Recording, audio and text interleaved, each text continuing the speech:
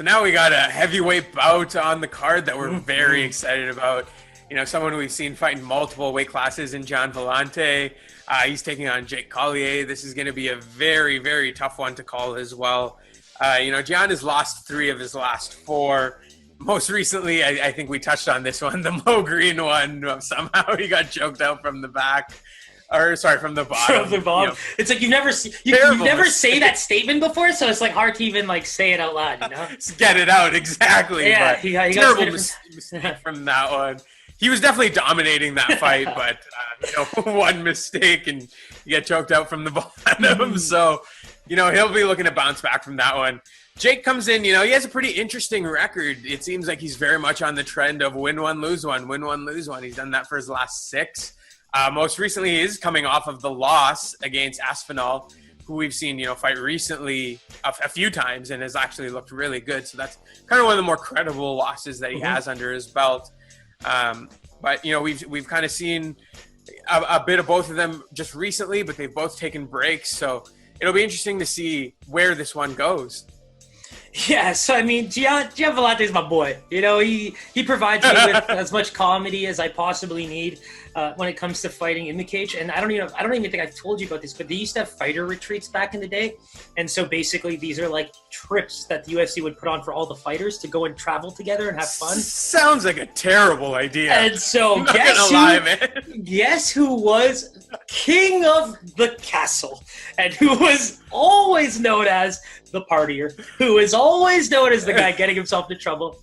My man, the middleweight, turned to heavyweight, Gian Villante. And so the big thing about him, you know, I showed you the Safra fight, right? Like I might have to put that in my favorite fight of all time. That is comedy. That's the closest thing you're going to get to comedy while watching 2 men punch each other in the face. So what I like about him, I guess, is the honesty, right? Like I'm not planning on losing weight anytime soon. They want me to fight. I don't mind fighting at heavyweight, and I'll take the fights on. You know what I love about Villante is he's actually 6'3". So he was actually a very, very athletic middleweight. So him moving to heavyweight isn't terrible because there's guys like Mark Hunt who are definitely not supposed to be there. Guys like Cormier. Cormier is a big dude, but he's barely 6 feet. You know what I mean? So that's where I think like you're going to see a bit of his skill come into play the more he gets used to the division. Does he care as much as he used to? I don't know. It's hard for me to kind of give that any type of, you know, thought based on what I've seen from him recently. But when you look at Collier, I mean, that's the best part, right? Has fought only 4 times in the last 5 years. You just said it, beat by our boy Tom Aspinall in under a minute. It was an absolutely devastating knockout. Didn't seem like he had a chance at all. And I mean, in this fight, he needs to keep the distance. Maybe engage in some wrestling. Don't stand there for a round, especially the first round, and take on the early lungs of what was a middleweight fighter. You know what I mean? Like he's going to be a bit quicker than you. He's going to have power. He always has. So I don't want to call Gian Villante an easy fight by any means because nobody at this level is an easy fight. But what I'm saying is in his heavyweight bouts, Gian Villante has pretty much dictated the pace for a round or 2 and then kind of faded, right? And I wish we got to see him fight Big Ben Rothwell, which was a canceled fight before the Mo Greene fight. So that's where I kind of, you know, hate to say it in a weird way, but after all the jokes and after everything, I actually see Villante having a very, very good chance in this fight. Yeah, and honestly, it's a very tough bout to call. Like you said, you know, as the rounds go on, you got that heavy weight of Kyle weighing on you. It could wear you down. I think Gian has to take advantage in the early rounds here. In terms of Vegas odds, like I said, you know, this is a very tough fight to pick. Where do you see them landing? Yeah, and these are the kind of fights I hate, and it's just so funny because they seem to happen at heavyweight a lot. We can go back to the Parisian fight against Parker Porter last week. It's like, in one sense, you just look at a fighter fight, you look at the other fighter fight, and you tell yourself this is what they should do, you know? But at the end of the day, you can analyze skill all you want, but when they're in there, game plan, coaching, these are all the things that come into play, right? And the one thing I just said about Collier is, you know, if you're going to stand there and train for the first round, we saw what happened against Tom Aspinall. Can you wrestle? Because if you can, this is the time to bring it out. Get this guy on the ground, tire him the hell out, because he will get tired by the second, third round. Do you have good cardio? Because you have a few days right now to get that cardio up, because I would 100% be working on that and only that, because you can win this fight in the third round regardless. On the flip side, Gian Villante, go crazy, bro. First round, this kid clearly doesn't have the chin that maybe he used to have early on, or, you know, maybe he's getting exposed by powerful hands like Tom Aspinall, but you've got power too. and where I'm taking this, Pies, is just you can see how much in these two guys is so based on not skill, but coaching, game plan, that kind of thing. And so unfortunately, for me to tell myself like Collier, this is what you have to do, this is what you have to do, this is what you have to do. But Villante, just go in and be you and hope that Collier doesn't change a thing. So I'm going to have to go with Villante being the favorite here. I don't think it can be much, and I'm going to put him at a -140, -150.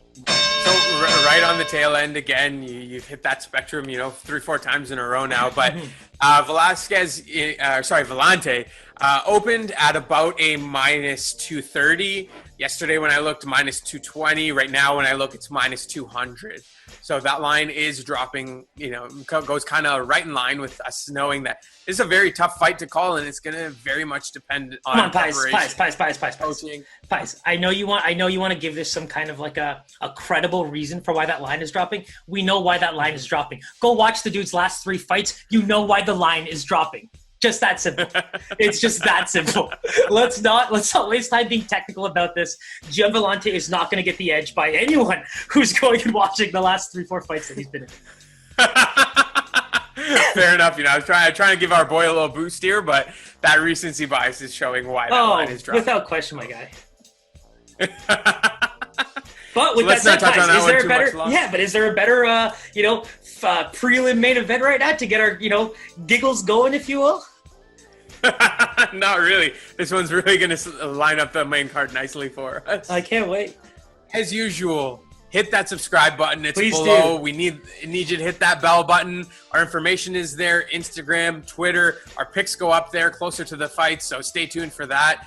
Anything else you need to plug there, Siraj? Yeah, one thing I want to quickly touch on, we've been really happy with the feedback that we've gotten on the MMA stuff. We did find that kind of our own Kaizen account was getting a bit convoluted there because we're putting so much effort and having so much fun doing this that we thought, this is becoming our bread and butter. It's the one thing that we're consistently doing every week for you guys. So let's go ahead and make our own MMA page. So right now, we do have pretty much a brand new account that's been set up within the last week or so. The Kaizen MMA, go check it out. If you love the sport, if you love us, by all means, all of our picks, some clips of the show will be on there. But YouTube, you want the full show, or last minute, you want to check out some fighters before you make your picks for Friday, Saturday, we'll have the individual clips up by then. So less than 3-4 minutes for you to analyze your fighter and get that pick in. Perfect. That was fun, Siraj. Always a pleasure, man. Mm-hmm. Yeah, we'll see you soon. I'm really excited, man. We'll talk soon. Probably before Saturday. Take care, brother. Easy, man.